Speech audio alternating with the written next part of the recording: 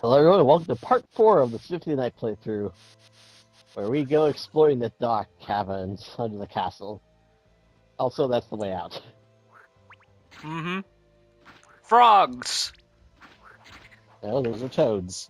Frogs and toads, enders of runs. Anyway, here's a neat little trick. You're never gonna get past these guys. So if you block up this hole... I'll give the game credit. You made me Ah, laugh. no! Oh, wait, Ah, what? No, please, no!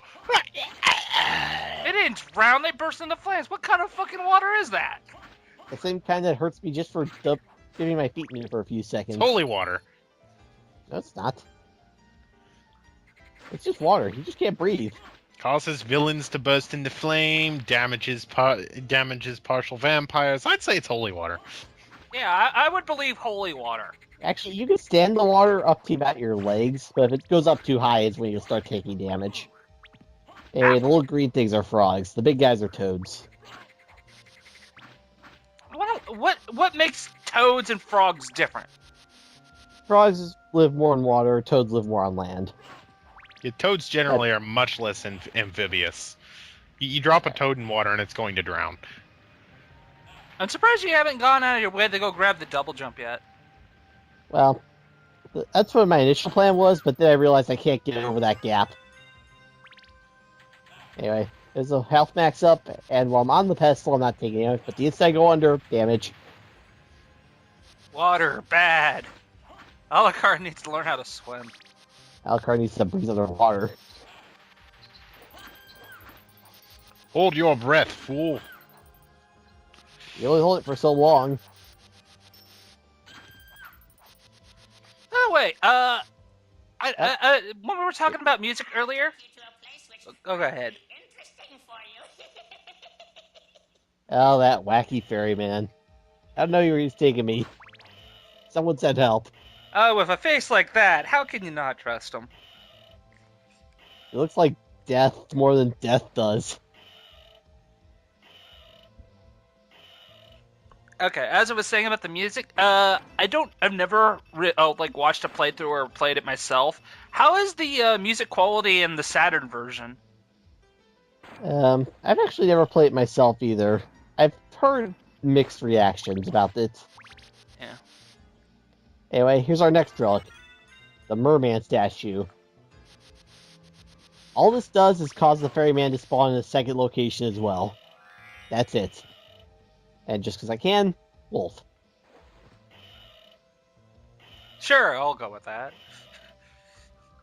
So, this causes the ferryman to spawn where? You remember that gap I opened up at the start of the area? Yeah.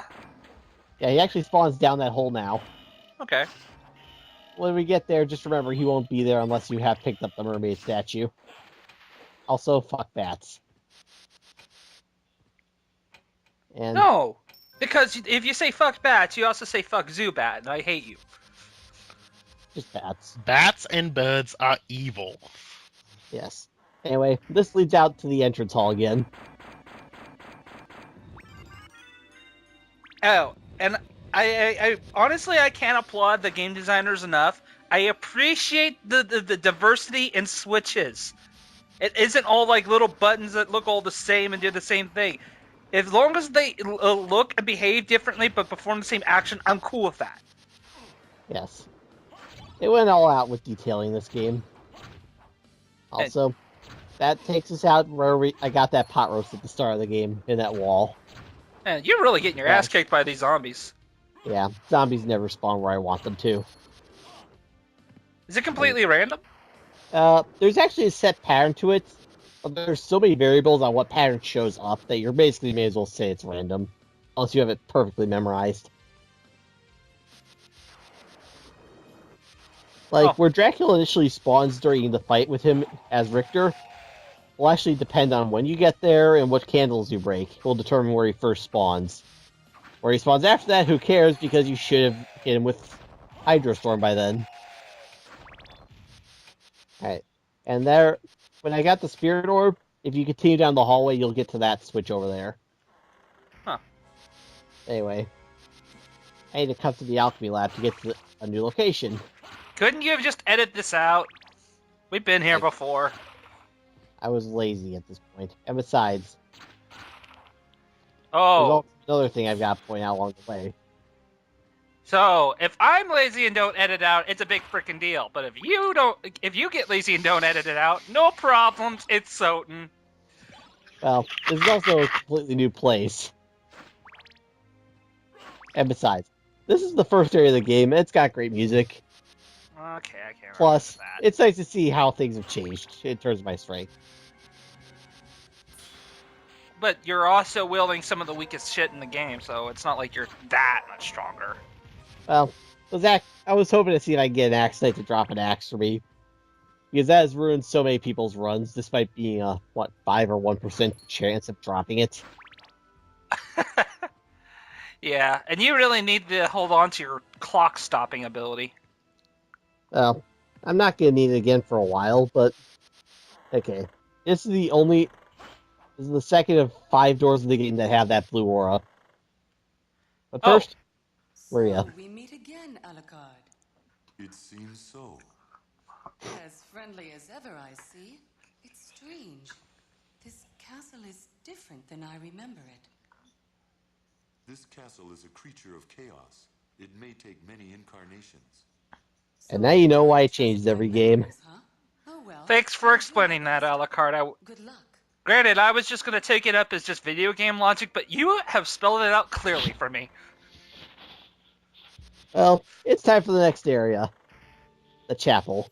I fucking hate this level. Oh yeah, everyone does. It's got so many things coming at you at once, and I'm glad that the game doesn't have... It starts with an uphill battle. Literally. Yes. A staircase. Well, I applaud this game for not having like pitfall deaths, insta-death pits, and stuff like that. It's still frustrating as all hell if you get knocked back from climbing up somewhere all the way back down and you have to climb up again. I hate that. Anyway, these bone pillars breathe fire at you, and I actually got the rare drop off the hill guard there. What's that? The cutlass?